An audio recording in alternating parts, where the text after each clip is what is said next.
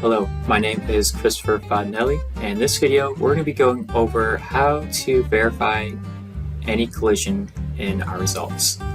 Let's get started. So we have the tire envelope analysis that we just completed. Let's open it up in Hyperview. Let's go to the run history, find our model and our run, select animate.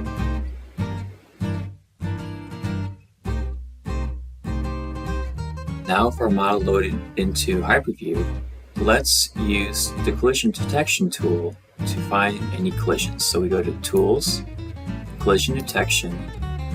Let's add a new collision set. And so we're going to create a set between two groups. So group A is going to be the wheel hub,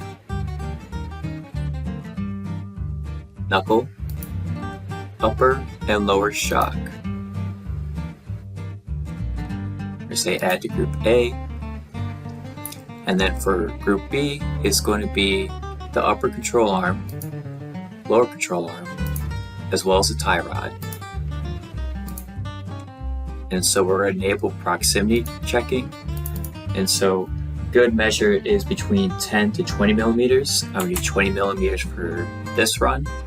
I'm going to show results by elements, select apply, and now we run our animation.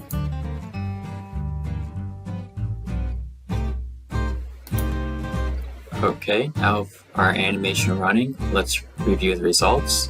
So at every 2 seconds, the rack's going to be at full displacement. So let's update this to a 2-second interval.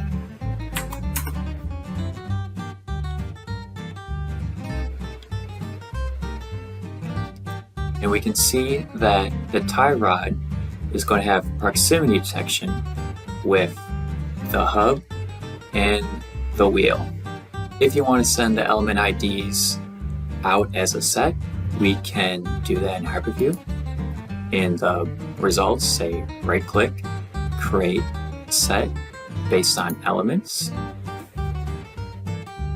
For element IDs, select the elements like so. You can do it manually or by set ID if known.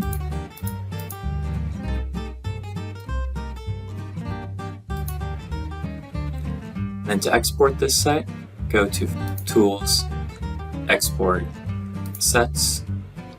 We want it in the Hyperview format.